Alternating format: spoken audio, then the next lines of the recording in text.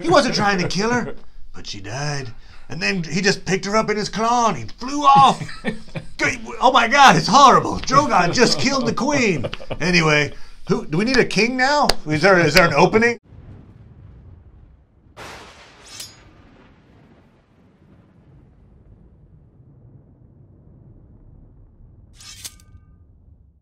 Hey, Internet. It's Paul. It's Matt, the Dork Lords. We are here talking about the series finale of Game of Thrones, entitled The Iron Throne. Yes. All right, so there it was. It's all finished. We were right about some things, wrong about others. Yes. How do you feel about the episodes there? I generally liked it. I think it comes down to if you had a big problem with episode 5 and the turnabout for Daenerys, which actually I did have a problem with that, but if you once you kind of go, okay, fine, she's now the Mad Queen and probably is going to get bumped off.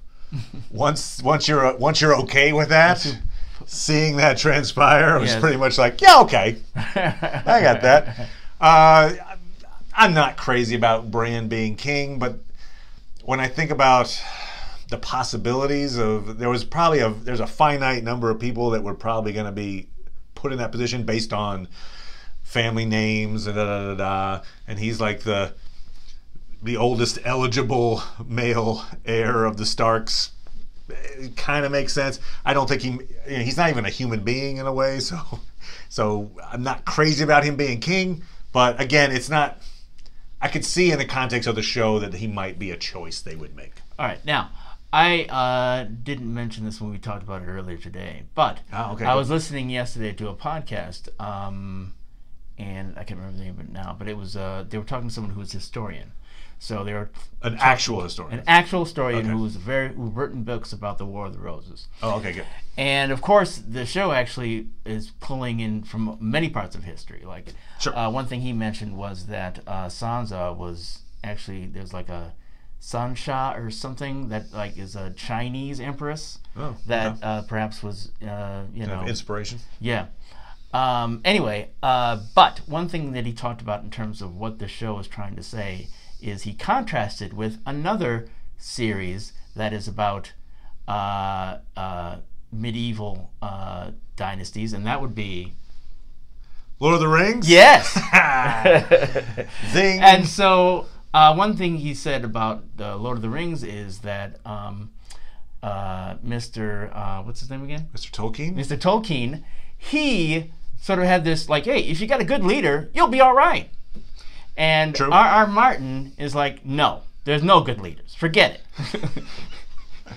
I got you. Right. So if you have the idea that, oh, we could actually have a good leader, then you didn't. In other words, when Aragorn ascends the throne in Lord of the Rings, you feel like everything's okay now. Oh, is that who it is?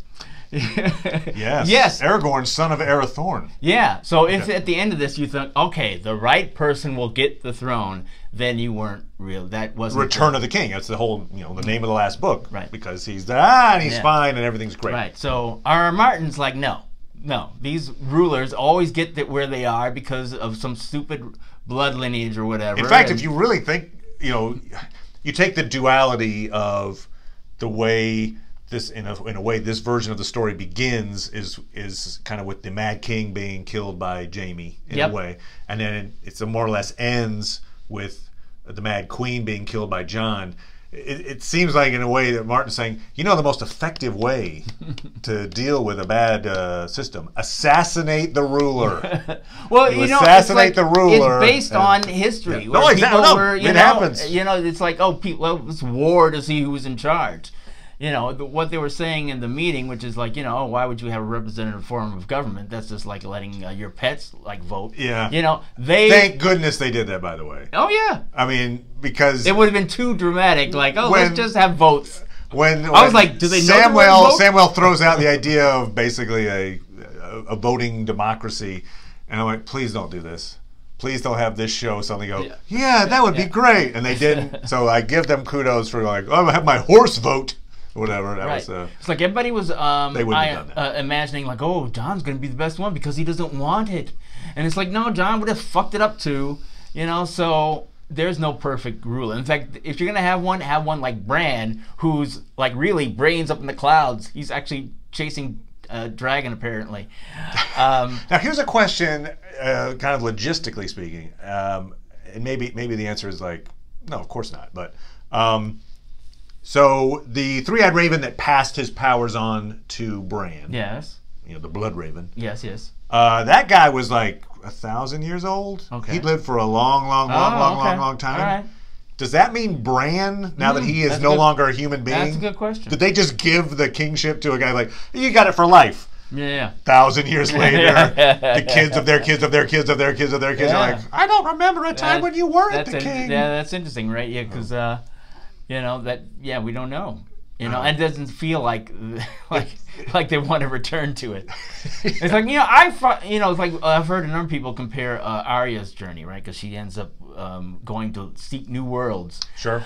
Which she mentions in season 6. That's like her dream of like, when this is all over, I want to go. We'll find out what's west of Westeros. Right. And I've heard people compare to Columbus, of course. And Columbus is not a good person to be compared to. Don't compare that to Columbus. That's right. Oops. A lot of pillaging there. We'll enslave a whole new race. Yeah. Yay! I'll mention this. If she wants to know what's west of Westeros, maybe just ask Bran. Yeah. You know, Bran could just plug in. Oh, where do you want to go? The average rainfall? The average rainfall of so-and-so is a blah-blah-blah. Oh, here's who's currently ruling that place. Right. Stay away from... I guess it defeats the joy of going to explore the place. I think so. I was going to say that I would be interested in seeing what Arya's up to in this new world. But no, we don't know what's going to happen. Could be a spin-off show. Probably not going to. I'm sure they're not going to do that, though. West of Westeros, starring Arya. That's right. Okay. Americos.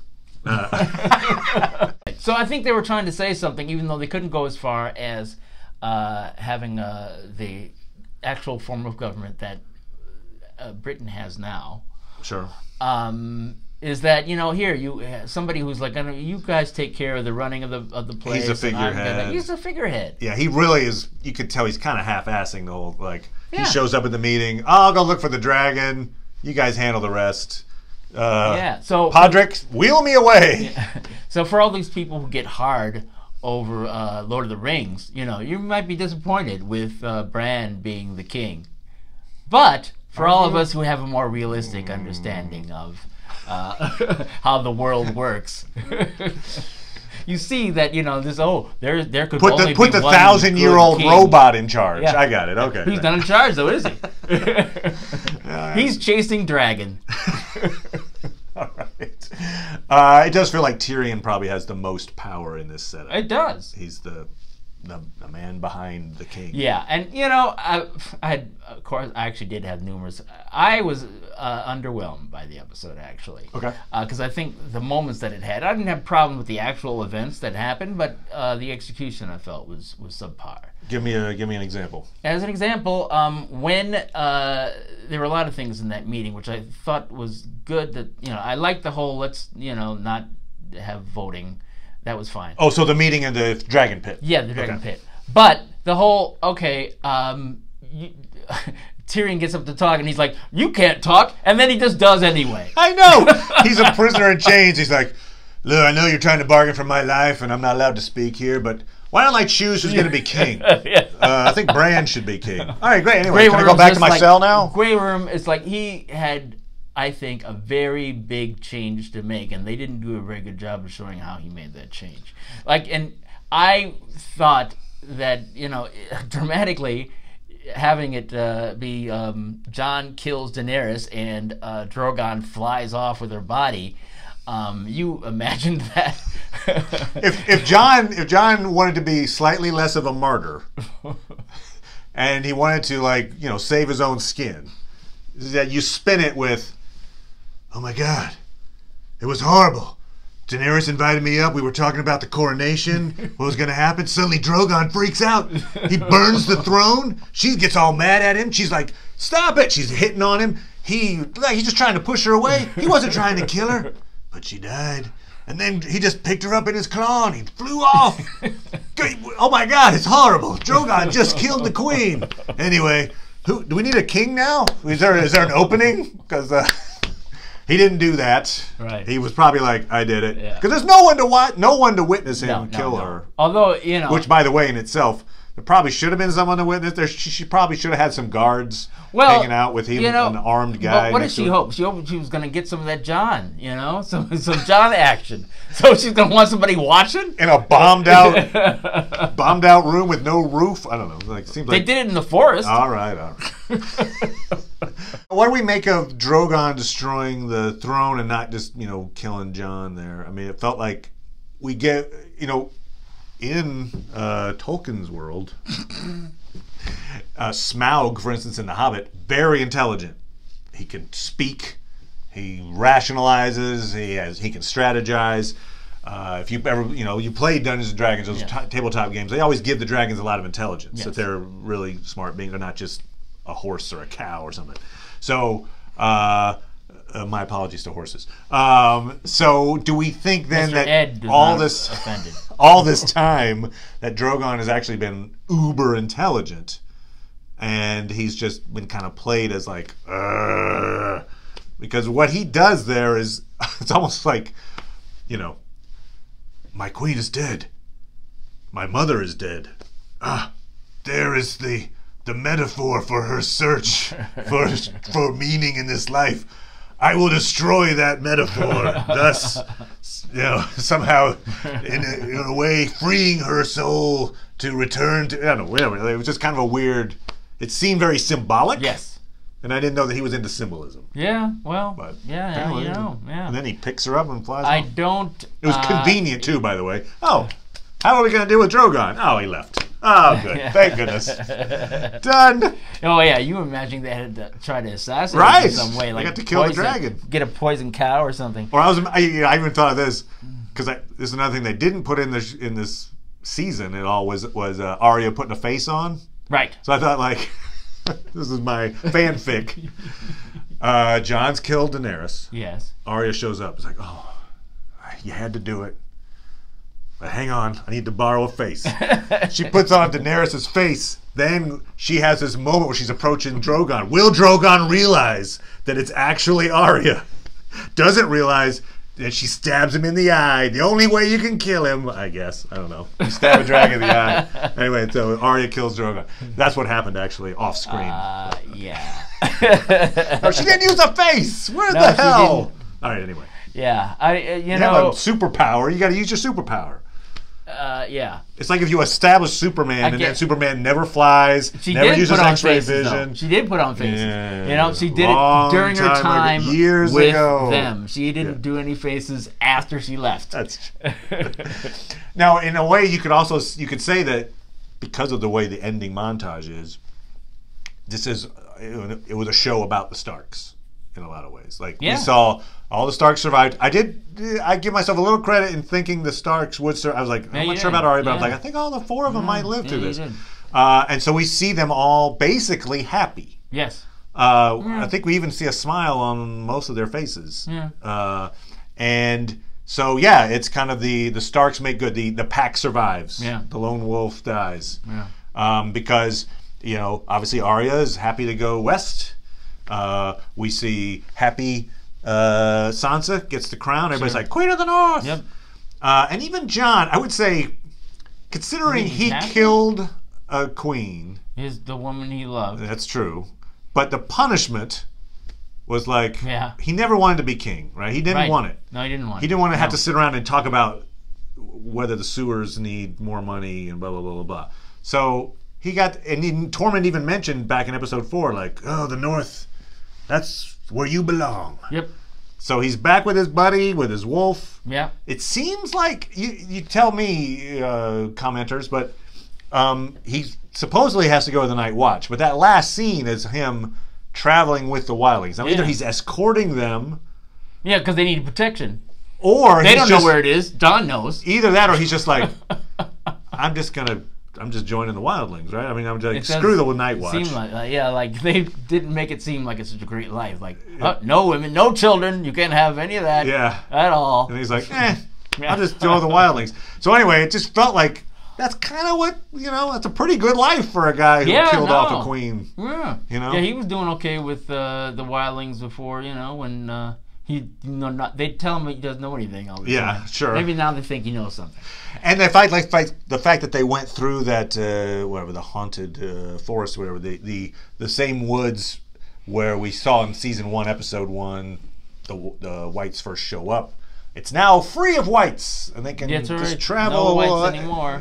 Happily through the woods. Right. Yeah. I mean, I've heard some question, and maybe it is something that I think they could have done a little more to be clear about, but whether or not there's a need to have a wall anymore and a night watch, the things we're worried about were the wild things, and they get pretty good now, along with the wildlings now, and the whites, who apparently aren't around anymore. They're all dead. Or are they? Yeah. Dun, dun. Yeah, they probably are. But yeah, well, we saw this section of wall where they are, but just down the way, there's a giant hole in it, so it's not even an effective wall at this point. Yeah, right. But, they put a little gate over it, like a little kitty gate. That's where but that's maybe that's one of the things that the Lord of the Coin develops, which is a toll booth.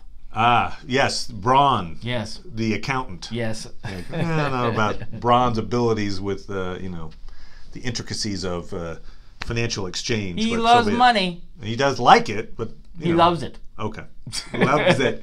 He's like, I'll kill you for money. He got High Garden, so he made out. And he's always like bartering up for more. So there you go. Good on you, Braun. Yep, he was a winner. I liked, there were some fan servicey moments, like the West of Westeros moment was kind of a drop back to a previous season. I thought a nice fan servicey moment, which I appreciated, was Brienne finishing out Jaime's entry in the White Book. Oh, you like that? Yeah, because he had, that was again seasons ago. Jaime had said, like, well, my book only says that I'm a Kingslayer, and I think it's Joffrey is telling him, like, oh, see, in the book you don't get anything but crap, and then Jaime says, well, there's still time, something like that. He's like, okay, time for a one-handed dick, basically. I mean, Joffrey's really mean to him in that moment, but you can tell in that moment that it means something to Jaime to have something good put in the White Book. And so for Brienne to finish that story, I thought was kind of cool. I didn't remember that. Okay. And so it comes off as her last moments that's personal has to do with Jaime. And, I don't know why she was in armor writing. I think she could have probably taken the armor off to do some writing, but okay. Right. But, it'd be nice to see what kind of life she's going to decide to have. Like, some people thought she'd maybe get back with Tormund, but really she's not interested in him. So what kind of life is she going to have now? Just because... sounds like she's the captain of the King's Guard. That's what it looks like. Right. She was sitting at that small council. Again, what kind of life? That's just her job. That's not her. Yeah. Her happiness. Yeah. Yeah. Okay. So I'm curious about that, but we're not going to find out. Okay. So Tyrion finds Cersei and Jaime in the rubble. That's what kind of leads to him kind of throwing the pin. Yes. Some people were saying, like, God, why did he just throw the pin? My take on him, like, rejecting being the hand publicly was he was already screwed. Yeah. She starts that conversation with, you freed Jaime. Yes. You betrayed me or something like that. So he's done anyway. Yeah. So why not do a public display? Also, he's obviously incredibly feeling guilty, and I made the wrong choice. And, but it's not like until he threw the pin, he was fine. Like he was. He was 30 seconds from being arrested. So why not go? He might have been able to plead his case, but in doing so, he would have to reaffirm his devotion to her, and maybe actually give her a better reason than she had for the actions that she had done. But he was critical of it because he had based his, he gave her advice before that she didn't take. So, yeah, when he walks through the city and you see there's even a few people that are still alive, but they're like just horribly mangled. And, yes. Then he comes upon his brother and sister, and realizes what this has all led to. Yes. And so, that devastation, and then, actually this was they focused on Tyrion for much of this episode to good effect, I thought. You have Tyrion seeing the fallout of this horrible massacre. You have Tyrion rejecting Daenerys. You have Tyrion talking to Jon. You have Tyrion in that council. Then you have Tyrion in the next council. Right. Like it was kind of through the eyes of Tyrion. and Peter Dinklage, which I thought, if you're going to pick an actor to do that, why not go Peter Dinklage? That makes sense. Route. I know you didn't sound you were a fan of so much of the Dragon Pit meeting, but well, I mean, there were elements that I liked, but I think they could have, like, the transition they made from. I mean, I liked when she made her uncle sit down. That was fine. Well, kind of a comedic beat, really. Yeah. But I think they could have had more discussion about. He can't have children, so we don't have to worry about the line of kings. I'm not sure that how they knew that exactly either, but. Whatever. That's a small point. But like, did he? Because he told them. Yeah, I don't know. Maybe I'm gonna have kids. That's in the wink, three-eyed raven thing. Yeah. It's like, that'd be really the time, I guess, for his Kaiser Soze moment of like, why have been brought to this room? I can't have children. Close that door. See my Kaiser Soze video. So I was, I kind of wanted. If they were going to take a vote, and they did, right? They're like, who's, I. I kind of wanted a nay or two in there. Like, it was kind of weird that they were all just like, it's fine. Oh, the wheelchair guy. I'm good with it. Well, what they could have done is had people who probably shouldn't have gotten a vote. Like, like Davos even says, like, I don't think I get a vote, but like, no. I mean, one thing they could, I think, to make it a little easier for them to accept, I think, is, and again, I think in terms of Grey Worm, it's like, that's why, like, where does he go to the point where, why does he want peace so much? Yeah. So let's talk about Grey Worm for a second, because, we get the feeling that after Jon kills Daenerys, we then have a time jump where we see Tyrion has got a beard, Jon's got more of a beard. So it's a few weeks. 3 weeks, 4 weeks maybe. During that time, there's no Daenerys. It seems like the North has shown up to say, give us Jon back. And they're surrounding King's Landing, perhaps. Well, that means that Grey Worm is kind of your de facto ruler. Right. Like, he's ruling in Daenerys' stead for these period of weeks. Yeah. To me, I was like, how the hell are Jon and Tyrion still alive? Yeah. But that means he's been strategizing. He's like, oh, I'm holding them hostage. Because if I kill them right now, then these guys are going to get mad and attack us. I think that would be why, right? Right. Yeah, and maybe he came to that on his own, right? But you would think though, in that moment, that he might have thought about killing Jon. So certainly, right? Like, yes, to. Yes, right. So I think I would have liked a little more from Grey Worm, and I'd be interested in that moment. I feel like they could have cut out other minutes of it. Because they didn't even have that shot in the beginning when. Jon questions the Grey Worm's right to just slit the throats of the surrendered soldiers, and he holds and they're looking at each other in the face, and then the Unsullied had their spears pointed at Jon. It was a really tense moment, right? And so they set up this fact that, like, if I different circumstances, I'd probably kill you off, and then he had that opportunity for weeks, but didn't kill him. Yeah, I mean, I think up until that moment, I don't think Grey Worm had a reason to be angry at Jon. I think it's like, okay, I'm trying to get my vengeance, and you're keeping me from that. Now, maybe they could have had a moment where Jon could remind him or ask him if that's the kind of warrior he wants to be. I mean, yes, you've lost your love and all that, but children have died. They could have started to begin the conscience of Grey Worm. As opposed to when we saw it, which is really compressed. And, obviously there are a lot of things that are compressed in this season and in the episode. But, it's one of the things that I feel like, unfortunately, didn't have the space to breathe. In watching episode 5 again, I even noticed there was a bit there when the battles, Grey Worm kills a guy even after the surrender happens. And I felt, there was a moment where, Jon's trying to hold everybody back. Right. And Grey Worm looks at him, and I almost felt like in that moment there was a little bit of like you're not on board, and then Jon has to defend himself, and so then it kind of goes, okay, fine.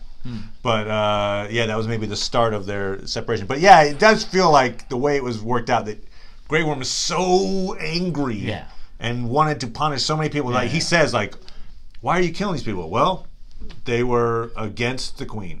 I'm like, well, that would include Jon, who just killed her. Right. So the fact that Jon stays alive is an interesting. It's you would have preferred to see exactly Grey Worm make that decision. Now, and one thing I was, I don't know that we've mentioned it really, but it's not like it's just the Unsullied and actually I was surprised to see Dothraki there. It's like, okay, not all of them were killed in that darkness. Yeah. So, but it's not just them though. They also, the Jon's men too were there. Oh, sure, the Northmen, yeah. Yeah, so, that might have helped in the sort of, let's put them in a jail because we don't want to be upset this group of our army. Yeah. Okay, I got you. That's a good idea. I like that. But we didn't see it. We didn't see it. Dany, there was talk last week after the turn of, did she snap, or was this something that she did because that's her strategy? I think we got a pretty definitive answer that she didn't snap. No. In this episode, yeah. I mean, she was totally fine with it. She wasn't like, oh my God, oh, such a horrible thing. But she's like, nope. Yeah. I know what you're talking about. Yeah, it was great. Yeah. Awesome. We brought him freedom. Right. Yeah. It's like, freedom. Yeah, her liberating speech is also interesting. She's giving that speech in Valyrian. So I don't think that people like Jon even understand what she's saying. Well, it could be. Although she then, one part of that speech, because we're seeing it translated. She says it in English. She says Winterfell. She's like, well, then we're going to liberate Winterfell and Dorne. And so she says Winterfell, and it sounds like Winterfellos. And we cut to Jon's face for a second, and he's like, huh? So I think he's like, wait, how did we get into this speech? Yeah. So it's just interesting. I didn't know how many people were actually understanding her speech other than her followers. But yeah, her speech is very much, we're going to go kill more people in the name of freedom. Right. And I feel like, I don't know. I guess perhaps they pushed her way into the evil side. Yeah. I mean, they made it obvious. I feel like before that, it was Tyrion who was like, you can't burn everybody. He said that many times. She's like, I'm going to go fight them. I'm like, well, you're going to be judicious about it, right? Well, you give me a way to do it, or I'll do it my way. Well, Jon told her back in the day, too, it was like, if you use your dragons to burn cities, then you're just like everyone else. Right. You're not special. And so you could argue that, look where it's gotten me. Missandei's dead. What's her little right-hand guy is dead. Everybody who was better at convincing me not to kill people is dead. So, is there a way? Because obviously, it comes to I don't know. It'd be interesting to go back and really look at whether or not her liberating people was more about killing the people who were in charge. Sure. I mean, that's what Tyrion, gives the laundry list of all the people she killed off. I would say that those were typically people that were opposed to her, as opposed to that's what she said. Citizens. They would have done far worse to her. But I think his point in bringing all that up was because he says they were evil, and they were evil, and they were evil, and we cheered her for it. Yep. And so by doing all that cheering for it, then she just assumes everything she does is good. And so when it comes to this, it's like, of course, you guys cheered me for this last time. Why am I? We reinforce that behavior. Yeah. So okay, it comes to this moment where Jon. And if you think nobody's been more in favor of having a throat of swords than her. She's like, this is my birthright, and we got kicked out. So she's from the beginning been like, I'm going to get back my birthright. And it's like nobody's been more in favor of that than her. Well, they did also that way of living. And that's a little fan service again. Was the callback to the House of Undying when she had her vision of being in the throne room, touching the throne, not sitting in it, and then being reunited with Khal Drogo and her kid. So you get the feeling that she touches the throne, doesn't sit in it, and then dies. And so there was a bringing back, ascends to heaven to be with her family, or into hell. But so there's this turn. Obviously, Jon has to do this horrible thing, or he doesn't have to, but he does. Yes, he kills Daenerys. Yes. Is there any other way that the problem could have been dealt with short of killing her? Was there? I mean, I'm just asking. I don't know that there is. I'm just saying because that's a pretty big choice to make, sure right? It like, is. how do we deal with this problem? I know. I'll get her alone and kill her. Like, it's, you know, like in our context, that would be something you probably wouldn't think of. No, this no, is in I a Game of wouldn't think Thrones that. context. Yeah. It's like, oh, that seems like a Yeah. legitimate way of Yeah. dealing with the problem. But is there any other?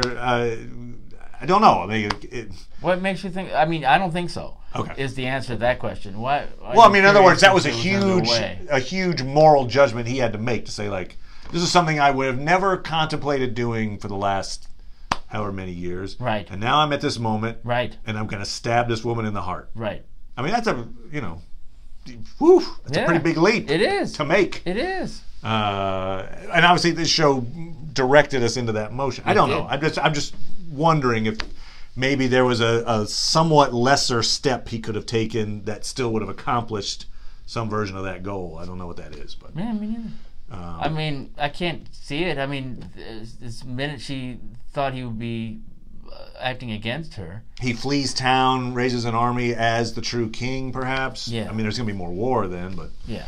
I mean, yeah, I can't. I mean, you could argue that she shouldn't have been going that way. You know, the fact that people are disappointed by the fact that she went that way is unfortunate. I mean, you know, but I think that's the point he was trying to make all along. he being Martin. Yeah, George R. R. Martin. I just think that, you know, he's, you know, with other people who throughout history have done similar things. She has so much power with that dragon. And most, you know, everything she's took has been through war. So the fact that, you So know, trust she's- robots, because robots don't feel and don't have an ego about it. Well, it's like he doesn't care. Yeah. Segue, they did also drop a preview for Westworld Season 3, speaking of robots and the problems with robots taking over. Oh, But, actually, I haven't watched the preview for that yet, so I gotta watch it. Looks cool. We'll be covering that when it comes out. It says 2020, so got some time on that. But, yeah, so... you know, we ended. I would say it was a bittersweet ending because it does have it does have the sweet ending of all of the Stark kids. Well, not Rickon. All of the Stark kids, Rickon, found happy endings. Yes. As much as could be possible. Sure. Things will change, you know. I feel like this land, it's not like all wine and roses from now on. Sure. Unless Bran lives to 1,000, in which case, you know, you got your king thing set up. He's immortal. That's true. There you go. He can see anybody who's going to come attack him way before they do. So he's like, oh yeah, don't kill that guy. There were some things certainly to like about this last episode. I know a lot of talk online seems to be like, bah. Yeah. I don't feel bah about it. No, I don't feel that way. I mean,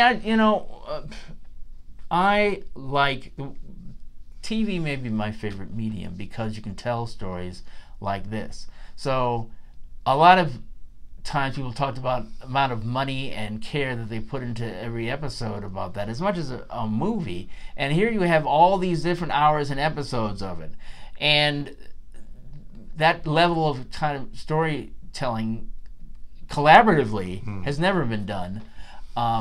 Which is I think why people are frustrated with Lost as well. It's just like that level of attention to detail and storytelling is just difficult, and ending it is just problematic. It's hard to do. So that's why I feel like looking at the series more as its whole and trying to appreciate all the moments that I liked. You know, I can understand. I guess some people feel like, there's shows that I watch where I was like, okay, I'm not into it anymore, and I stopped watching. But then I just stopped watching the shows. I mean, this wasn't one of those shows. Yeah, you kept watching this. Yeah, I kept watching it, so it stayed interesting to me. One fun metaphor I appreciated was when Drogon, who is hiding under the snow, comes up and he kind of has a little face-to-face with Jon, and I took that as a metaphor for Jon himself, in that Jon is a dragon hidden in snow, and so I thought that was a kind of a cool little metaphor for Jon there. Hidden in his bastard nature. Yes, actually a dragon rising, and it actually looked cool too. Also, obviously, the shot of Dany with the dragon wings, just in case you weren't sure she was evil. Oh, I have dragon wings for a second. Like, oh, she's Maleficent. And She's yeah, gonna have they the horn had helmet. They had the what is it, black and red flag. Oh yeah, the big black and red flag. Like, it looked cool, but again, evil. Yes, and everybody line up in a row, and the dragon's hanging out on the tower, looking out. Yeah. This looks friendly. Yeah. Looks like the good times have arrived. Yeah. So yeah. Anyway, there we go. Game of Thrones. We've got Good Omens is coming up very soon. Yeah. HBO wise, we'll be covering The Watchmen. Yeah. When it comes out, Westworld 3 when that eventually comes out. Mr. Robot. Oh yeah. When that comes Whenever out. that comes back. Legion's coming out in a fairly near future. Yeah, the final season of Legion. We've covered the first 2 seasons, so we will jump in for season 3. The final season. The final season. So anyway, all kinds of good stuff on the way, and of course, Lord of the Rings. Absent they my got good a friend. show, right? They got a show. One day they'll have a show coming out. Oh, they still haven't released it. This would have been a perfect time to release it, by the way. Sure. To be like, hey, by the way, that Game of Thrones show just ended. Guess what? Yeah. We love kings here. Yeah, good point. Good kings exist in our show. His Dark Materials is another HBO show that is coming out, which I read the Golden Compass. It's a cool sci-fi premise show. If it's done right, which it looks like they put some money into it, could be a cool show. So we'll probably check that out. If that's worth chatting about, we'll chat about it. But yeah, if you have some suggestions for shows we should cover, put them in the comments. Thank you so much, everybody. And we will talk to you next time. Bye.